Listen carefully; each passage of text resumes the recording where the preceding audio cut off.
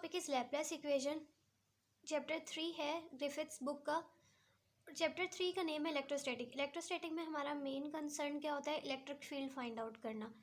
Electric field find out करते हम पहले कूलम लॉ यूज़ करते थे, उससे इलेक्ट्रिक फील्ड फाइंड करते थे, जिसके लिए हमारे पास इंटीग्रेशन को सॉल्व करना बहुत डिफिकल्ट हो जाता था। देन उसके बाद हम पोटेंशियल का ये फॉर्मूला था, इससे हम पोटेंशियल फाइंड आउट करते थे, और उसके बाद ई का इलेक्ट्रिक फील्ड के लिए नेगेटिव ग्रेडियंट ले लेते थे इस पोटेंशियल का। तो उसके लिए भी इसमें क्या आ जाती है? इंटीग्रेशन आ जाती है, जिसको सॉल्व करना बहुत डिफिकल्ट है। इन शॉर्ट हमारे पास इंटीग्रल को सॉल्व करना जो है वो बहुत ज़्यादा मुश्किल होता है। तो इसीलिए अब हमारे पास डिफरेंशियल फॉर्म जो होती है इसकी क्या होती है? इसकी डिफरेंशियल फॉर्म क्या होती है? रो ओवर ई नॉट, ठीक है, epsilon not plus boundary condition अगर हम ऐड कर दें तो हमारे पास यही टर्म बन जाती है। इससे हम पोटेंशियल फाइंड आउट कर लेते हैं। ये इसके डिफरेंशियल फॉर्म प्लस इसकी बाउंड्री कंडीशन। इस चीज़ को हम क्या बोलते हैं? Poisson equation. ये हमारे पास क्या होती है? Poisson equation. अगर हमारे पास रो क्या हो जाए? ज़ीरो हो जाए तो ये चीज़ क्या बन जाएगी? ज़ीरो। और इस चीज़ को हम बोलते हैं लैपलास इक्वेशन। अब हमने हमारा टॉपिक क्या है? लैपलास इक्वेशन 1 डायमेंशन, 2 डायमेंशन और 3 डायमेंशन पढ़ना। लैपलास इक्वेशन हमारे पास ये चीज़ होगी, ये 3 डायमेंशन है इन 3D। अब सबसे पहले क्या पढ़ेंगे? 1 डायमेंशन। 1 डायमेंशन में हम कहते हैं कि वेरिएशन जो होती है वो इज़ अलोंग 1 डायमेंशन होती है। तो इसके लिए हम इन तीनों में से कोई भी एक ले लेंगे जिसमें वेरिएशन हो रही है।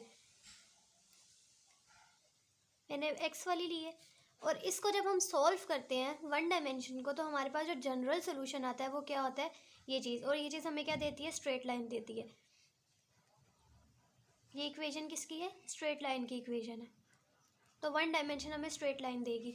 हमारे पास ये होती है ऑर्डिनरी डिफरेंशियल इक्वेशन। अब इसका जो जनरल सोल्यूशन होता है वो हमारे पास ये आता है। अब इसका देखेंगे कि जनरल सोल्यूशन आता है। उससे पहले टॉपिक स्टार्ट करने से पहले अगर किसी ने चैनल को सब्सक्राइब नहीं किया तो प्लीज़ चैनल को सब्सक्राइब कर लें, ठीक है। इस चीज़ को लिखा, अगेन इस पर क्या किया? इंटीग्रेशन अप्लाई की, और इसको तोड़ के लिख दिया जैसे d/dx और dv/dx, ठीक है।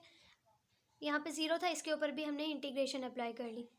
उसके बाद ये चीज़ क्या बन जाती है? डी इंटीग्रेशन से ये डेरिवेटिव क्या हो जाएगा? कैंसिल। तो यहाँ पे ये नहीं आएगा। dv/dx इज इक्वल्स टू, और जब इस पर हम लगाते हैं तो एक कांस्टेंट आता है ना, इंटीग्रेशन लगाते हैं तो c1 वो कांस्टेंट हो गया। देन अगेन इंटीग्रेट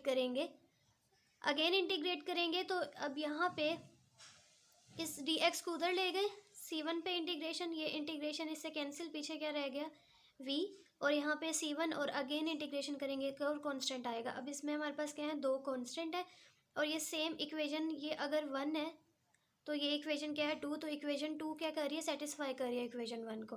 तो हमारे पास इसको सॉल्व करने से हमारे पास जो जनरल सोल्यूशन आता है वो क्या आता है? ये आता है, जिसमें हमारे पास 2 कांस्टेंट है, कांस्टेंट 1, कांस्टेंट 2, और इसमें भी हमारे पास m और b 2 कांस्टेंट है। अब इसकी प्रॉपर्टीज़ क्या है? पहले एक एग्जांपल करेंगे इसकी। जब हम लैप्लासियन इक्वेशन सॉल्व करते हैं तो इसलिए हमारे पास बाउंड्री कंडीशन का होना ज़रूरी है। तो अगर हमारे पास बाउंड्री कंडीशन पता हो हमें, ठीक है, तो अगर हमें बाउंड्री कंडीशन पता तो हम पोटेंशियल फाइंड आउट कर सकते हैं। लेकिन बाउंड्री कंडीशन दोनों पॉइंट्स पे हमें पता हो। अगर हमें इनके दरमियान पोटेंशियल फाइंड आउट करना है तो हमें दोनों पॉइंट्स पे बाउंड्री कंडीशन पता होना ज़रूरी है। ये नहीं कि एक पॉइंट पे पता हो, एक पॉइंट पे ना पता तो हम पोटेंशियल फाइंड नहीं कर सकते। तो if we know the boundary condition at both ends we find potential, but if we have one boundary condition we cannot find potential. अब हमारे पास क्या है? एक एग्जांपल है। अब इसमें क्या है कि हमारे पास बाउंड्री कंडीशन का होना ज़रूरी है।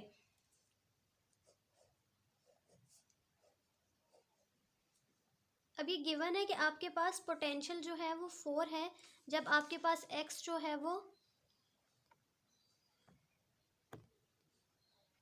1 है, और एक आपके पास पोटेंशियल जो है वो 0 है जब x जो है वो 5 है। तो बाउंड्री कंडीशंस आपके पास क्या है? गिवन है। आपने सिंपल इस इक्वेशन में इनकी वैल्यूज़ डालनी है तो 2 इक्वेशन आ जाएंगी। इस इक्वेशन में वैल्यूज़ डाली है, 2 इक्वेशन बनी है, ठीक है, एक इसकी इक्वेशन और एक इसकी इक्वेशन।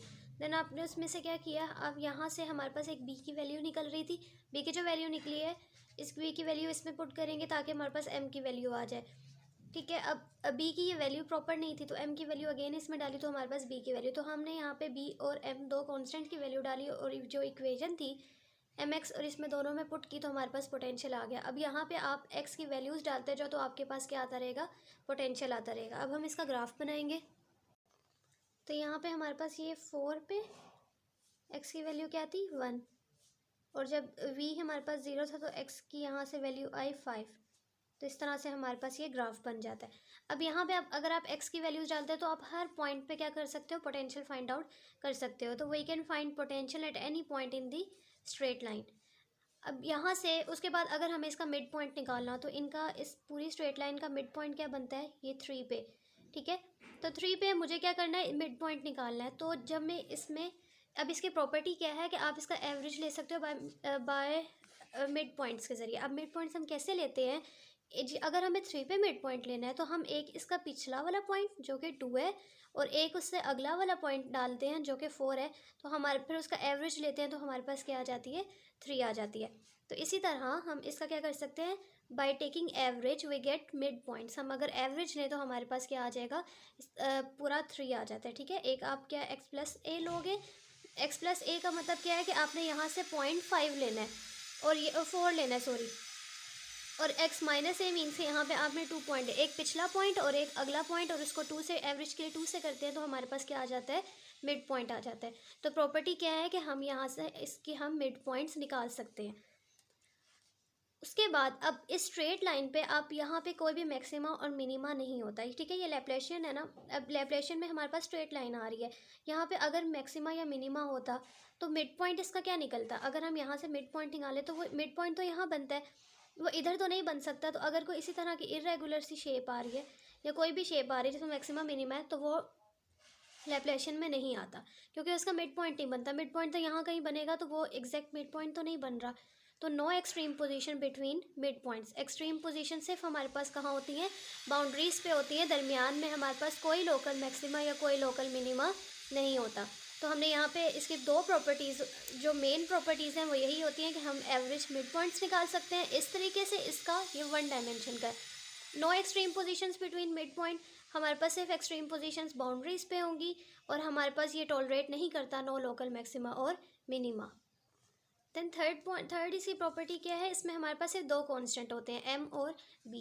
और अगर हम इसकी फोर्थ क्या है कि इसका ऑर्डर देखें तो ये सेकंड ऑर्डर है, तो ये हम कहते हैं कि सेकंड ऑर्डर और डिफरेंशियल इक्वेशन है। देन उसके बाद आती है कि 2 डायमेंशन के लिए हम यहाँ से 2 लेते हैं, ठीक है। अब इसमें क्या एक्सप्लेनेशन इसकी कैसी है कि हम यहाँ से एक कार्डबोर्ड लेते हैं। अब ये कार्डबोर्ड का बॉक्स क्या यूँ पूरा होना चाहिए था ना, लेकिन हमने यहाँ से क्या किया हुआ है, इसको कट किया हुआ है इतना, ठीक है। आपको कट हुआ नज़र आ रहा है, इसमें से कट किया हुआ है। अब इसकी यहाँ से जो हाइट है इस कट हुई हुई की, उस हाइट को हम बोलते हैं कि वो पॉइंट है VXY। अब इसकी भी प्रॉपर्टी क्या है कि हमें इसका मिड पॉइंट निकालना है। तो अगर मुझे यहाँ से इसका मिड पॉइंट निकालना है तो मिड पॉइंट के लिए मैं क्या करती हूँ, यहाँ पे ना ये सर्कल बन जाता है। तो मिड पॉइंट निकालना है, सबसे पहले हमने लिखा कि कार्डबोर्ड लेंगे, उसका पार्ट रिमूव कर देंगे और इसके ऊपर ही हमने क्या कर दिया, एक थिन रबड़ शीट जो है इसके ऊपर इस तरह से पूरी लगा दिया, स्ट्रेच कर दिया रबड़ की शीट। कार्डबोर्ड को काटने के बाद उसके ऊपर क्या लगा दिया, रबड़ की शीट। अब इसकी काटने से यहाँ तक रबड़ शीट तक क्या है, इसकी हाइट, ये इसकी हाइट ये सारी क्या है हाइट, और हाइट क्या है VXY। हमें इसकी हाइट फाइंड आउट करनी है, हाइट नहीं sorry, mid points find out करने हैं। तो मिड पॉइंट, अब देखो जब पहले स्ट्रेट लाइन थी तो हम उसका पिछला पॉइंट ले लेते थे और एक उसका अगला पॉइंट ले लेते थे। लेकिन जब हमारे पास सर्कल बन गया तो सर्कल में हमारे पास तो इस तरह से डिफरेंट पॉइंट्स होते हैं। अब इधर से इधर अगर हम एवरेज लें या मिड पॉइंट लें तो हम इस तरह नहीं ले सकते कि ये पॉइंट ले लें और इससे अगला, क्योंकि इन सब का डिस्टेंस जो है सेंटर से वो सेम है। तो हम इसका कैसे इसका मिड पॉइंट फाइंड आउट करेंगे, सारे इनको लेके, ठीक है, इन सब को लेके ऐड कर देना। उससे पहले आप लोगों ने ये बात याद रखनी है कि अगर लाइन है उसके लिए हम पॉइंट्स लेते हैं, अगर सरफेस है तो उसके लिए हम क्या लेते हैं, लाइन लेते हैं, और अगर वॉल्यूम है तो उसके लिए क्या लेते हैं, सरफेस लेते हैं। अब मुझे क्या करना है, अगर मेरे पास ये क्या है सरफेस है तो सरफेस के लिए क्या होती है, लाइन। तो यहाँ पे क्या लिखेंगे, V.dl, और ये क्या है, क्लोज सरफेस। तो यहाँ पे सरफेस क्लोज थी और V.dl, और इंटीग्रेट क्यों किया, ताकि इन पॉइंट्स को सारों को मुझे ऐड करना है और इंटीग्रेट कर देना है, ठीक है। तब मेरे पास टोटल आ जाएगा, तो इसलिए इंटीग्रेशन लगाया।